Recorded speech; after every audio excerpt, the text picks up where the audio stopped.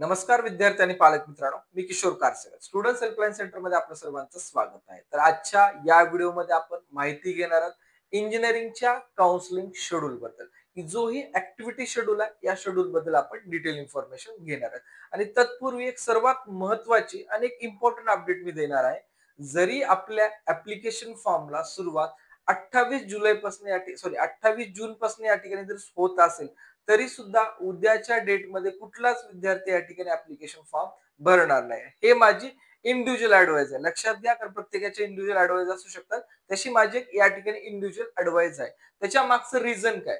Reason जर पाहिलं असता, सध्या जेही आपली या ठिकाणी काउन्सिलिंग प्रोसेसची जे वेबसाईट आहे, ऍडमिशन पोर्टल फॉर AY 2025-26, म्हणजे जेही आपली इंजिनिअरिंग प्रवेश प्रक्रियेची ऍडमिशन होणार आहे, हे आपल्या cetcell.mahacet.org या वेबसाईट वरती होणार आहे. आणि या वेबसाईट वरती ज्यावेळेस आपण अकॅडमिक इयर 2025 अँड 26 अपडेट पाहतो, आणि अपडेट अनुसार ज्या ठिकाणी आपल्याला प्रोसेस करायची आहे, लाईक दॅट बीटेक मध्ये जर आपण या ठिकाणी प्रोसेस साठी या ठिकाणी क्लिक करू, तर आपल्याला काहीच मध्ये प्रोसेस मध्ये जाता येत नाही, किंवा बीटेक ची लिंक या ठिकाणी सध्या ऍक्टिव्ह नाहीये. मग लिंक ऍक्टिव्ह नाहीये, तर या कारणास्तव विद्यार्थी आणि पालकांना एक विनंती आहे की ज्याही वेळेस आपलं सीईटी सेलचं इन्फॉर्मेशन ब्राउचर येईल, त्याच वेळेस आपण प्रोसेसच्या फॉर्म फिलिंगला सुरुवात करणं गरजेचं आहे. कारण आपण ऐकलं आहे, यावर्षी प्रोसेसचे रूल्स अँड रेग्युलेशन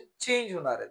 मग रूल्स रेग्युलेशन चेंज होत असतील, जर आपल्याकडे एखादा प्रोसेसचा ऍक्टिव्हिटी शेड्यूल येत असेल, तर या ऍक्टिव्हिटी शेड्यूल अनुसार जर आपण रजिस्ट्रेशन करणार असेल, तर त्या रजिस्ट्रेशन पूर्वी आपल्याला प्रत्येक रूल्स रेग्युलेशन बद्दल डिटेल इन्फॉर्मेशन असणं गरजेची असणार आहे. आणि हे डिटेल इन्फॉर्मेशन आपण ज्यावेळेस इन्फॉर्मेशन ब्राउचर येईल, त्यावेळेस आपण सर्व विद्यार्थ्यांना देणार आहे. तत्पूर्वी सध्याचे जे काही नोटिफिकेशन आहे, या नोटिफिकेशन मध्ये जेही आपली बीटेक ऍडमिशन प्रवेश प्रक्रिया आहे, या ऍडमिशन प्रवेश प्रक्रियेला सुरुवात झालेली आहे. म्हणजे 28 तारखेपासून सुरुवात होणार आहे.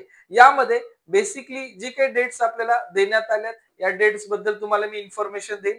त्यात इन्फॉर्मेशन मध्ये पाहत असताना आपलं online registration of application and uploading of required documents by candidate for the admission on website, याच्यासाठी आपल्याला जो डेट दिलाय 28 पासून आपल्याला 8 ऑगस्ट पर्यंत आपल्याला देण्यात आला आहे. आणि यामध्ये एक पर्टिक्युलर डॉलर हा सिम्बॉल आपल्याला दिसत असेल. हा डॉलर हा सिम्बॉल काय इंडिकेट करतोय, की हा जर तुमची 8 जुलै पर्यंतची डेट आहे, हे डेट या ठिकाणी माइट बी पॉसिबल आहे की एक्सटेंड होऊ शकतं. त्यामुळं जो ड्युरेशन आहे आपल्याला फॉर्म फिलिंग साठी, हा टोटली नंबर ऑफ 10 डेजचा या ठिकाणी दिला आहे.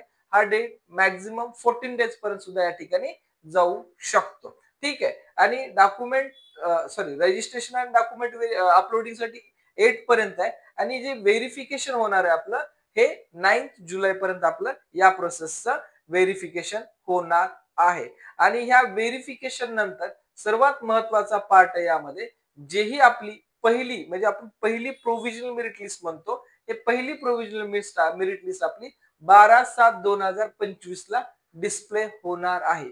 जर काही डेट एक्सटेंड नाही झाल्या, तर 12 तारखेला आपली पहिली मेरिट लिस्ट लागणार आहे. आणि जी आपली फायनल मेरिट लिस्ट आहे, हे फायनल मेरिट लिस्ट आपली 17/7/2025 ला या ठिकाणी डिक्लेअर होणार आहे.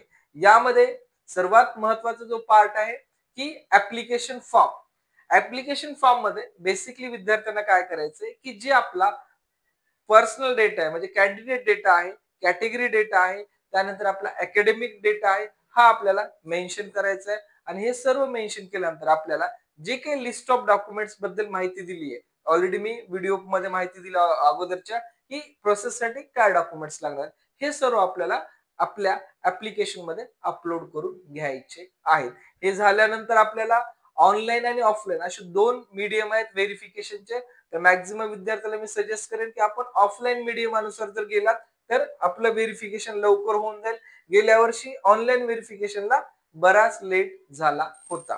आणि सध्याच्या स्टेजमध्ये फक्त आणि फक्त रजिस्ट्रेशन आहे, खूप महत्वाचं आहे.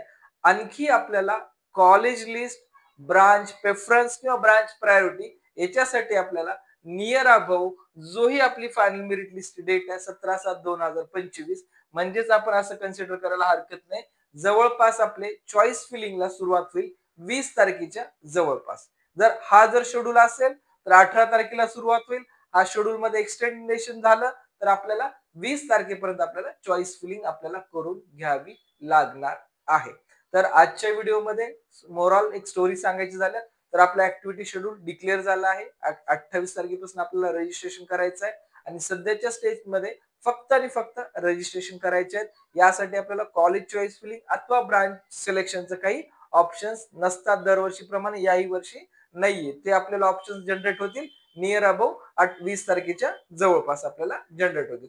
त्यामुळं विद्यार्थी पालकांनी फर्स्ट स्टेज मध्ये रजिस्ट्रेशन करायचं आहे आणि रजिस्ट्रेशन करत असताना जे विद्यार्थी आपल्याकडे पेड काउन्सिलिंगला जॉईन आहेत अशा विद्यार्थ्यांच्या जे ग्रुप आहेत या ग्रुपमध्ये इन डिटेल इन्फॉर्मेटिव्ह व्हिडिओ म्हणजे कुठल्या सेक्शनला आपल्याला काय फिलअप करायचं आहे अशी इन डिटेल इन्फॉर्मेशन असलेले व्हिडिओ आपल्याला देण्यात